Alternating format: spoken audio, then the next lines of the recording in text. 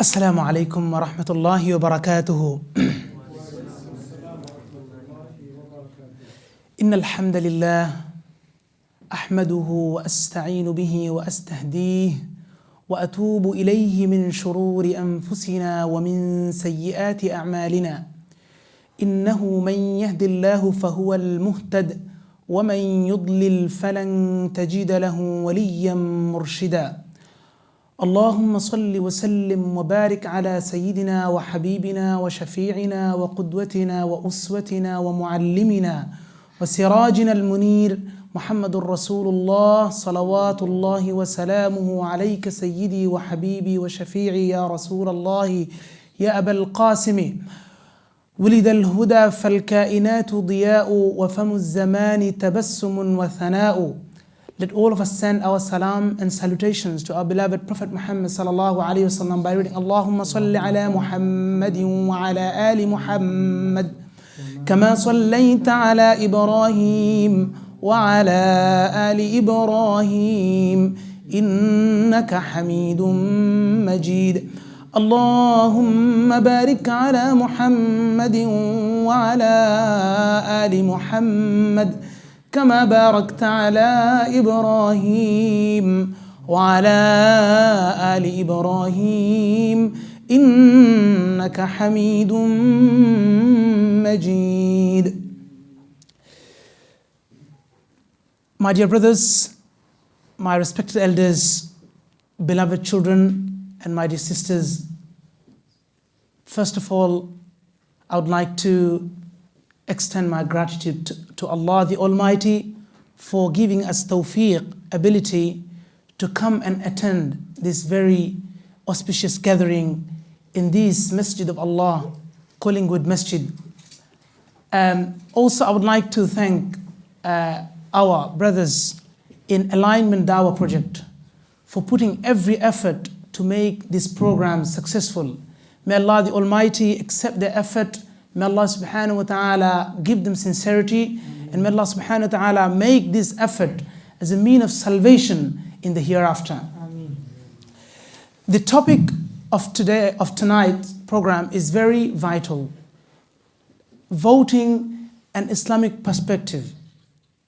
Many people probably thought that we're coming here to give a rigid verdict, an opinion, just a one-way opinion that you must do or you mustn't do.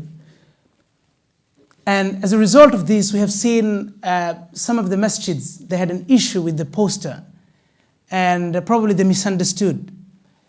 But what will happen today, inshallah, is the matter will be presented in a very fiqhi manner, in a way that we can understand what the reality is about the whole entire issue, the issue of voting, and generally issue of democracy. We've got so much controversy regarding this matter in society, which is also affecting the bond, brotherhood, unity of the Muslim Ummah, which is a dire need of this time. If brothers can just follow and probably take some notes, then this may be helpful to understand, because I will be going through a few points. So it might be a good idea to take the note and take the points, inshallah, and you can probably refer them afterwards if you like. First of all, what's voting? What do we understand by the word voting? A formal indication of choice between two or more candidates or courses of action expressed typically through a ballot or a show of hands. We all understand this is very, something that is clear and simple. There's no complication about voting.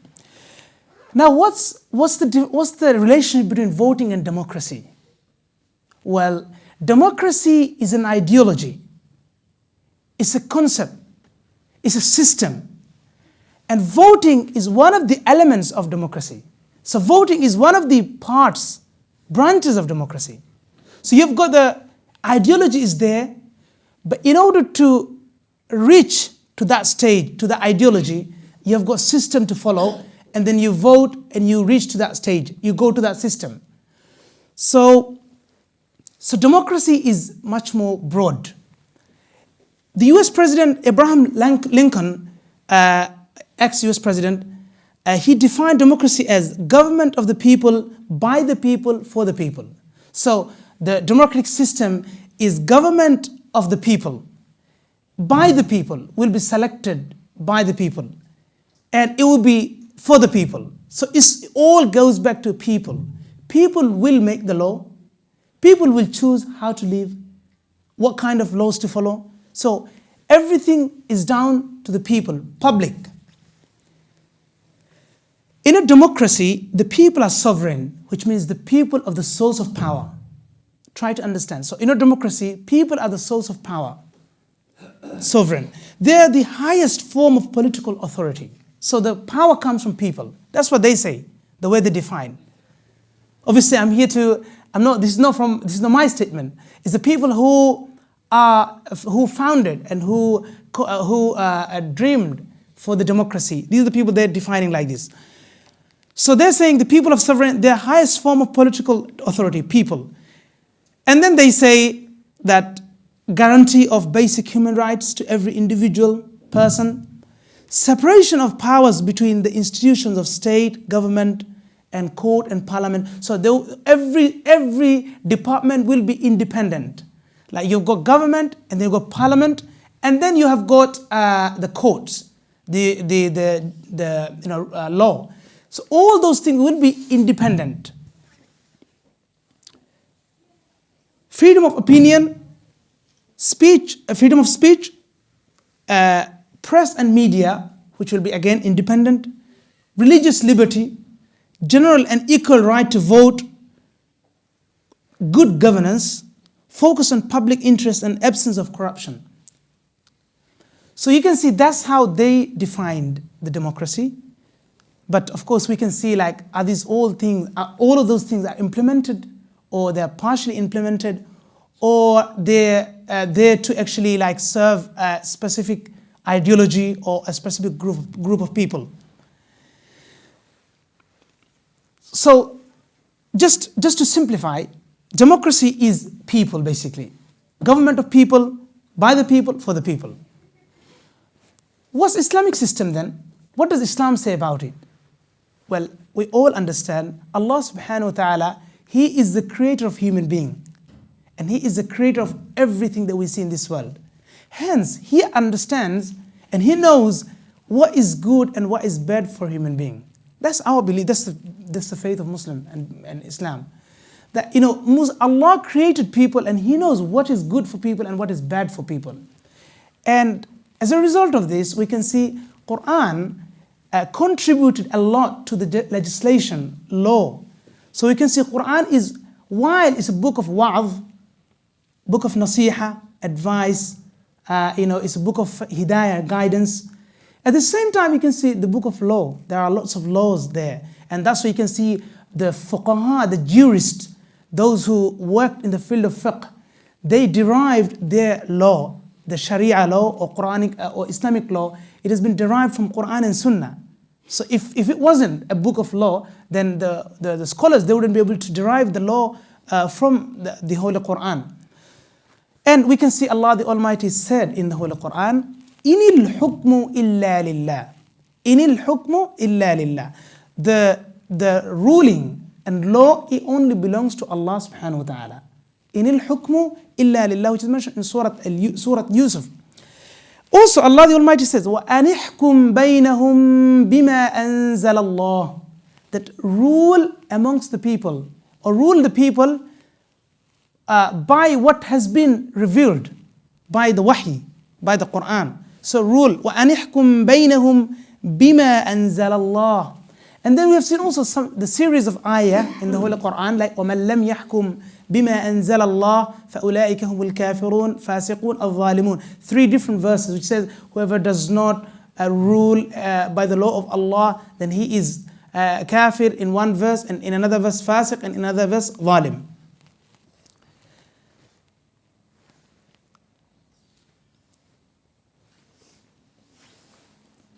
And also there is a famous hadith of our beloved Prophet Muhammad salawatu rabbi wa salamu alayhi. He said, Kitabullah al-Hakim. He's talking about the Quran. فِيهِ نَبَأْ مِنْ قَبْلِكُمْ. There is in this book the news about previous people of the past. وَخَبَرْ مَا بَعْدَكُمْ. Certain news that will occur, will take place. وَخَبَرْ مَا بَعْدَكُمْ وَحُكُمْ مَا بَيْنَكُمْ. And there are rules, law, which will be used to rule the people. وَحُكُمْ مَا بَعْدَكُمْ وَحُكُمْ مَا بَيْنَكُمْ وَحُكُمْ مَا بَيْنَكُمْ هُوَ الْفَصْلُ لَيْسَ بِالْهَزْلِ مَنْ تَرَكَهُ جَبَّارٌ قَسَمَهُ اللَّهُ. So the important part here is in Prophet ﷺ, he described Quran as a حُكُمْ مَا بَيْنَكُمْ. This will be used as a law amongst you. So that's very clearly Islamic system, and this is what Islam says, and this is Quran. This is the statements of Quran, very clear, and there's not any complication regarding this matter. So then, just wanted to also, I have mentioned earlier, there is a difference between democracy and voting. Many people, they misunderstand. They think voting is democracy, and democracy is voting. So they say, so democracy is kufr. Democracy is a non-Islamic system, and so the voting is again kufr as well. But there is a difference. As I said, democracy is a whole entire system. It's an ideology, like, for the people, by the people, government of the people, by the people, for the people. So it's a clear and source of authority. Source of the authority, power is people. While election is just to choose a person, electing a person.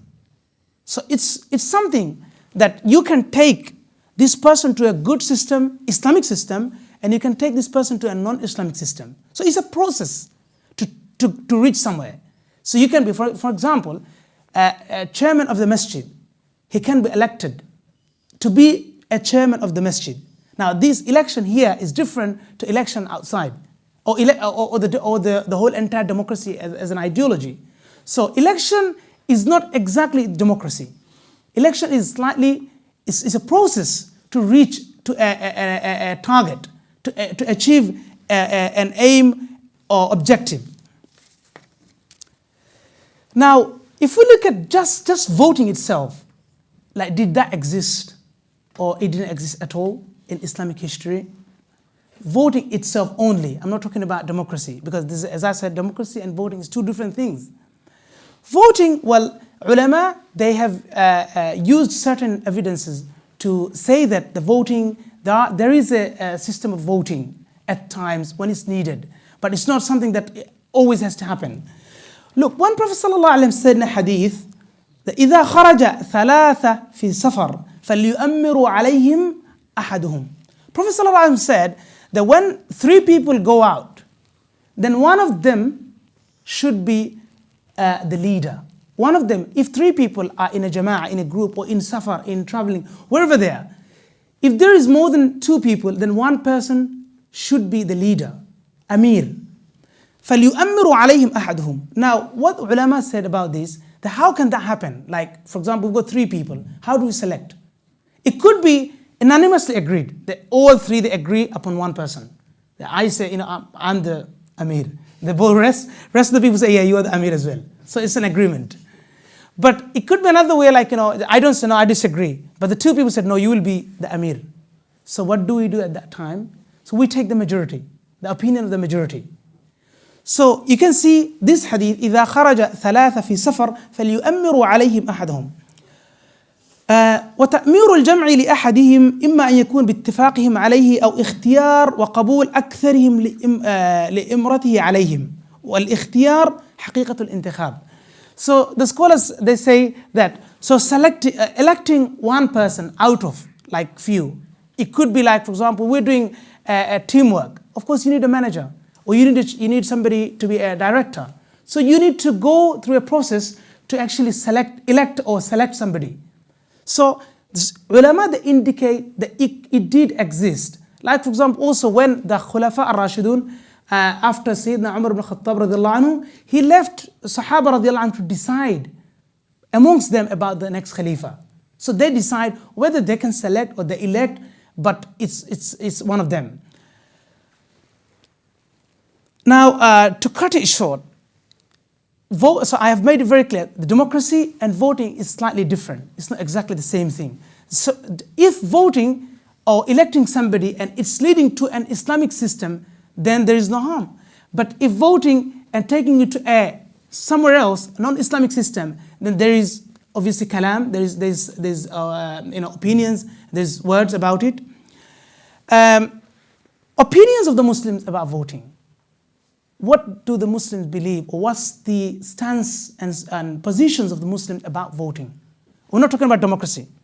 Because as far as I'm concerned, that every single conscious Muslim, they will not fully agree with the democracy. They will not agree with the democracy as a system. And it's not only Muslims, there are non-Muslims who don't also believe, who don't agree. And there are political parties, they campaign against democracy. And it's not only, I'm not talking about Muslims only, there are non-Muslims. They're not with democracy. And also, democracy, according to many, it has been misused. Although, it's been portrayed in a way, but it's been, implemented in a different way. So people really think that it's a way actually to achieve certain individual or certain, people's goal and their own interest. So, as far as I'm concerned, any conscious Muslim will not be able to agree with the democracy. However, the voting, what's voting? Now, there are some Muslims, they think and they consider voting is permissible at all times. Meaning, they started to believe that election or the voting, it's the most ideal way to reach power. And after we reach the power, then we can probably, do work for the Islamic awakening, Islamic revival, establish Islam in general. So they think that, probably what happened to them is when they initially started their movements, they were not they didn't get involved in election, in voting and stuff like that. But when they faced lots of suppression, lots of torturing and imprisonment, they came to a position where they thought that election could be the only peaceful way at this time without bloodshedding. It may be a peaceful way to reach power, and the intention, I wouldn't actually judge and I wouldn't attack the intention, because the intention is to probably individuals, every place, every people, every group has people with exception. But in general, the way I have seen the people like this, their intention is correct. The intention is they want to actually work for Islam. But they think their logic is peaceful, and we mustn't go at this time for any turmoil, any problems in the society. Without bloodshedding, we go to the power, and and that's the most appropriate way. And they implement it, and they believe in it as well. That's the first opinion, or first position of some Muslims. And then you've got another group of Muslims that they think that is totally impermissible. In any case, voting must be avoided, and especially if it is with anything to do with the under democratic system. If the election and voting is under democratic system, then it must be avoided. What they have said, the evidences are like in al-hukmu illa lillah, the democracy, their source of law, legislation is people, is public, is man, and whereas the source of Islamic ruling, Islamic law is Allah subhanahu wa ta'ala, and that's contradict with the aqidah of a Muslim, and as a result of this he may become even a mushrik, he may become a kafir. So they take it that way. In al-hukmu illa lillah, and then they also use the system is kufr, and if you take part of it, then you become part of it, and if you're part of it, then you are one of them. So they take it this way, and they use, as I said, in al-hukmu illa lillah. They use probably like some other Quranic verses and hadith of Rasulullah sallallahu alaihi wasallam. So they are totally no to it, and they disagree. Rather, at the time of elections, they come and they campaign against the voting. Now, you've got another group of people here, those who think that voting is in original sense, in origin, it's not allowed. If it is for the system, if it is for a non-Islamic system. So originally voting is not permissible in Islam if it leads to a non-Islamic system. But there are some exceptions, and there are some necessities, and there are some realities that we have to look into. And they said, like, we have to look at certain things at this time, because we have many, many rulings that actually originally they have one ruling, but according to the time and era, some of these fatwas need to have its flexibility in order to live in the society. So these scholars, they say the necessity, the concept of necessity comes here. We need to see how much necessity it is. If it is necessity, then we use it. If it's not necessary, then we don't use it. Now, how do they come? What's the evidence? So they said, no, originally we disagree with that. We're not okay with it. But if there is a necessity, then we do it until a better position comes, and when we avoid it and we take the right direction. They use a very common and famous fiqhi ruling. We've got, in Islamic fiqh, we've got fiqh, and then you've got usul al-fiqh. And then you've got certain things called qawa'id al-fiqhiyya, meaning you use them to derive fiqh, to produce fiqh. You use them rulings, to produce the rulings, Islamic law. And these are all unanimously agreed. Like there are some rulings, qawa'id al-fiqhiyya, some of the rulings are unanimously agreed. There are some rulings are different. Ulama, they had different opinion about it. So one of them, which is agreed upon, is ad-darurat tubihu al-mahdhurat. The scholars of fiqh, they said ad-darurat tubihu al-mahdhurat, that the necessity permits the prohibition at the time of need. But this necessity has to be really necessity. It's not just like you just feel like and you think it's necessary and then you do it. No, it has to be really dire need. At that time you use that. But this also again controlled by another ruling is called ad-darurat tuqaddaru biqadriha. That this necessity must be according to its size. It can't be more than that.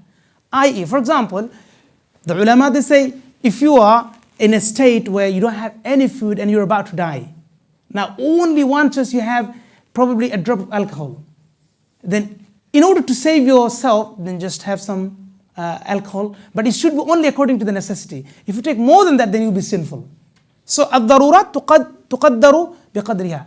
Allah subhanahu wa ta'ala, what's the evidence? Allah subhanahu wa ta'ala said, فَمَنِ اضْطُرَّ غَيْرَ بَاغٍ وَلَا عَادٍ فَلَا إِثْمَ عَلَيْهِ. Whoever falls in a condition where he doesn't have any choice to do certain things, then Allah subhanahu wa ta'ala may forgive him. Allah subhanahu wa ta'ala will overlook him. You can see some of the examples of darurat, necessity at this time, which we may take them very easily, but in origin they're not actually allowed. But the scholars, they came to a position where they had to say like permissible by looking at the need of the Muslims, because the scholars, they cannot be a group of people who are like rigid and they don't understand the situation of people, reality and situation of people. So they always look after people's situation, unless it's just a contradiction, direct contradiction. So they say, like for example, some of the necessities that we do and originally they're not allowed. Banking, for example, according to many scholars, bank is an institution of interest. And while you're banking with like the national banks, it means you are part of it, you're supporting it. But how many of us, we can avoid banking nowadays? And how many of us actually in reality we do it? We don't even realize. But the ulama, they said, it's a time that the system changed. And you all know that even in banking, there are big controversy, whether it's permissible or prohibited or, how much prohibition it is. There is a big controversy about it amongst the ulama. But banking is vast majority permitted and we do it. And then you have got insurance, for example. In original sense, insurance, you don't pay money for something that you don't know in Islam. That's an invalid contract. You don't pay money for something that you don't know. So you're paying for unknown reasons. right? And that's why you can see insurance companies are very, very rich. They're the most probably richest companies, while they just give return something minor to people. So people, a lot of scholars, they say it can be there are dhulm in it. There are some sort of oppression there. So, but we still, we drive our cars and we have no choice but to take that. And scholars also, like they talked about, and they permitted working and studying in a mixed environment. For example, when I go to university and college, who gave me the permissibility to sit next to a girl, to sit next to a woman? And I'm talking from an Islamic perspective. Is that allowed from Islamic perspective? In original sense, you can't say it is permissible, because what the rulings of the opinions of the ulama. Working in a company, when you go to a store, supermarket, sometimes we have to, in office, sometimes we have to be with women. Some people have to be with women for how long? Probably for a whole day in one place, and probably this khalwa, there's nobody else there. So how do we go about? So should we say now, okay, leave all the working now, everybody just do work where there's no women? Also, should we say that no one should go to the university at this time? Of course, if there is an alternative, we take the alternative. But at this time, how many of us we can say, okay, you can't go to the college, you can't go to schools, you can't go to university. Again, you have to look into this thing. We have to see where we are and what's the kind of situation is, and then we have to look after our iman, individual faith. And then you've got part of his voting. It's a series, it's a matter like voting as well. Voting, certain ulama, they permitted in the sense that this is a necessity. Why? I will come to that afterwards. Why is necessity? I'll elaborate afterwards. Before that, I want to say, did we decide to live in countries where, countries or places ruled by a democratic system? Did we decide to live in those places? How many of us, can you just raise your hand, how many of us decided to live in the states ruled by democratic system? We decided to stay, meaning where we are staying at the moment. Every one of us. Because if you are in England, then you're under democratic system. If you go to Bangladesh, the same thing. If you go to Pakistan, again same. If you go to the Middle East, then in some senses it's probably worse because it's dictatorship, monarchism. So wherever you go, you see that system's there. It's not. It's not Islamic system. So, if we have decided to live under democratic system or places ruled by democratic system, then the rulings are different. However, if somebody says, "No, I will not live in a place where is ruled by democratic system," then ruling is different for him, and he is free to do whatever he wants. Allahu A'lam. But if we decide, now the reality is we are here and we will live here, and we have decided to live here because our parents came, our forefathers, they came with the intention of returning to their countries. They said, oh, we're going to go to UK, make some money and come back. When they came here, they couldn't go. They remained. They stayed until they started to make masjids, they started to make madrasas, and even the cemeteries. They started to make the graveyards. What does it show? What does it prove? It's a reality. We need to look into it. The reality is the people decided to stay here.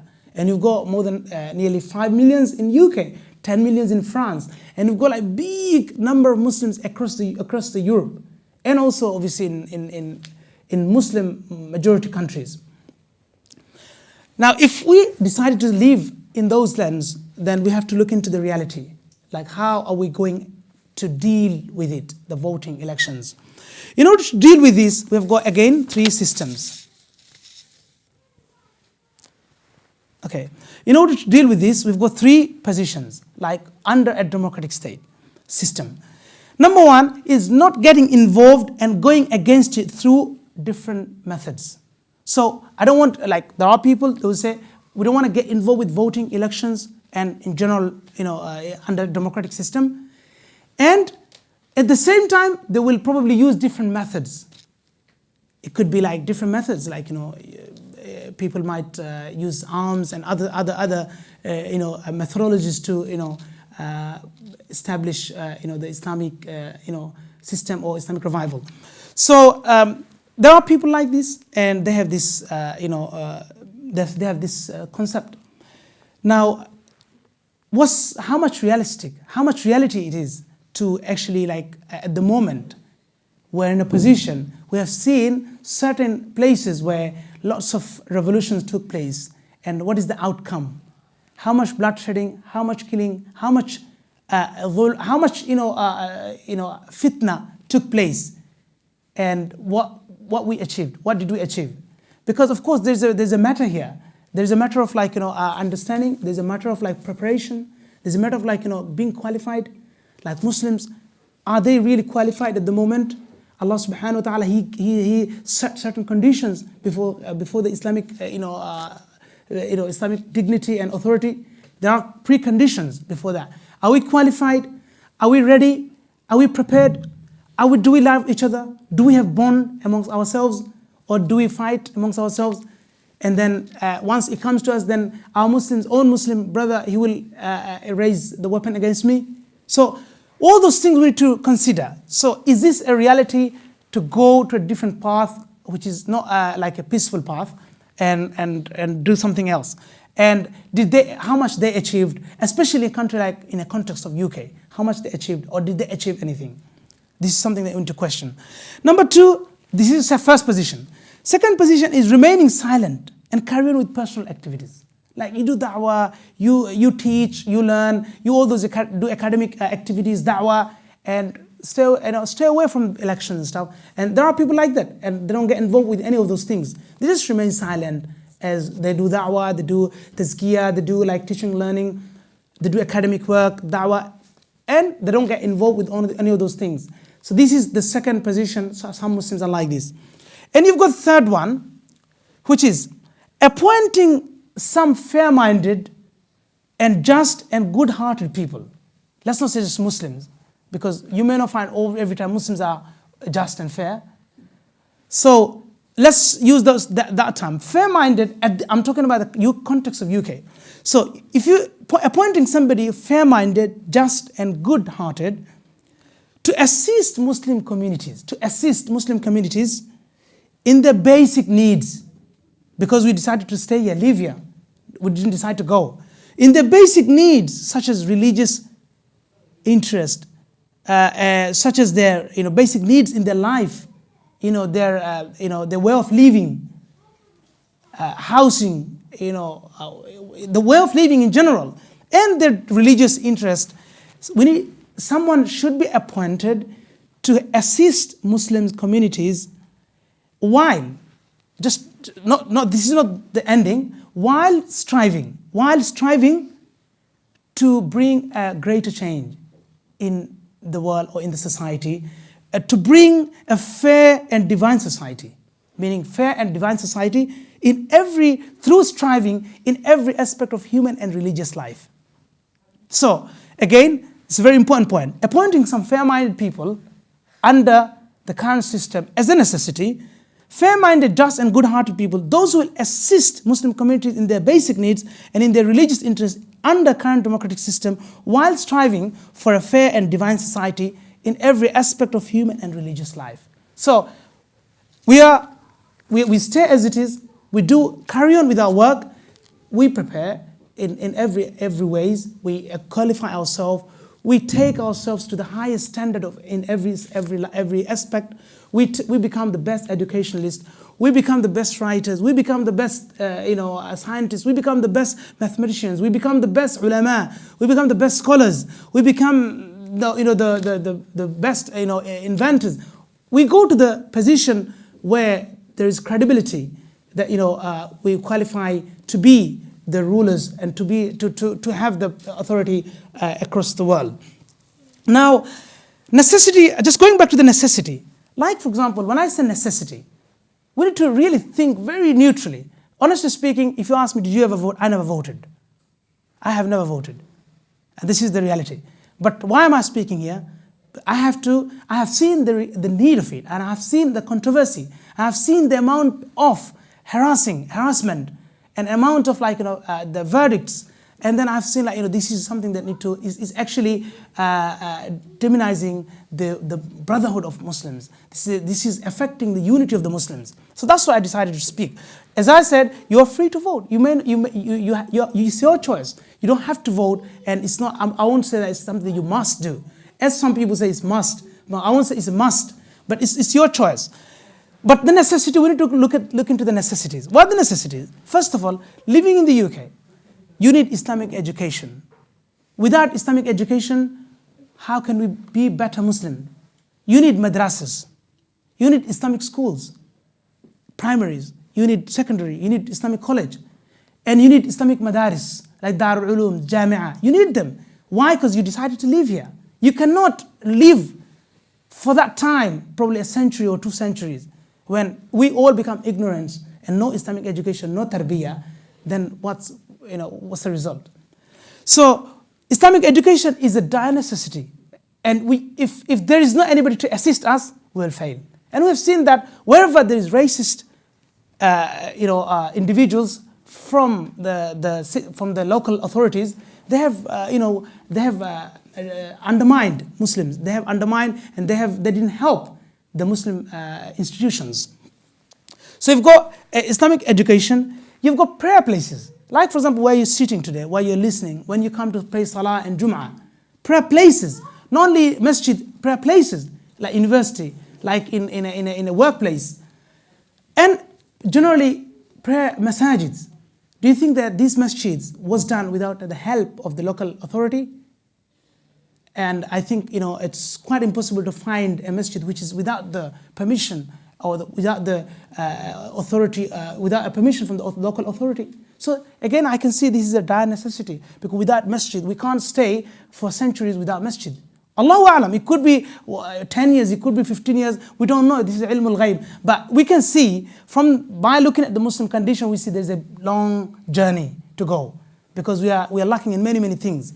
So again, masajid is a very important thing that we need. Masajid we need. Without masjid, where can we pray? And our religion doesn't exist without masjid. Okay, and then you've got delivering Muslim concerns to the places of law, like where they make the law.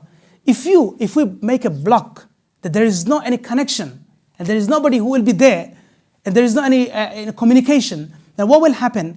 Then the places of law will be extremely used against Muslim, and they will do whatever they like. 100% independence and freedom. And they have nobody to object, they have nobody to oppose, and they will do whatever they like. So if you want your voice to be heard, you cannot, if you shout the whole day in street, you may not help.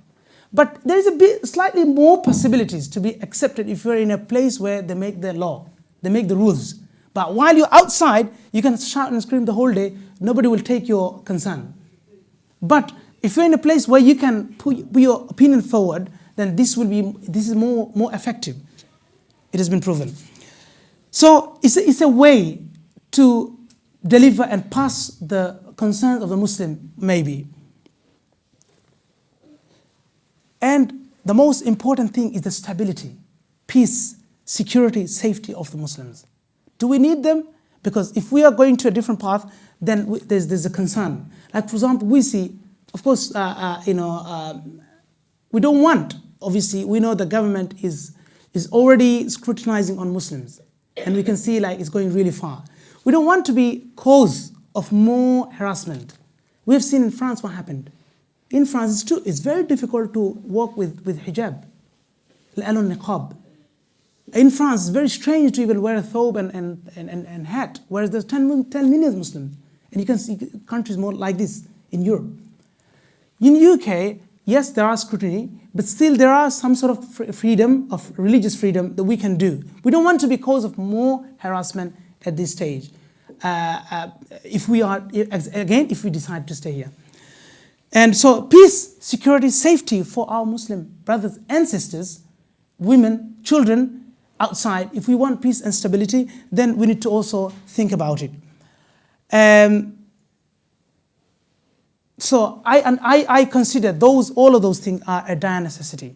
And it is because of this reason I truly think that they need to be there need to be some individuals who can assist Muslims, and if anybody feels that there is somebody who can help the Muslim in that community, then he is free to do so, whatever he thinks, without any compulsory and obligation.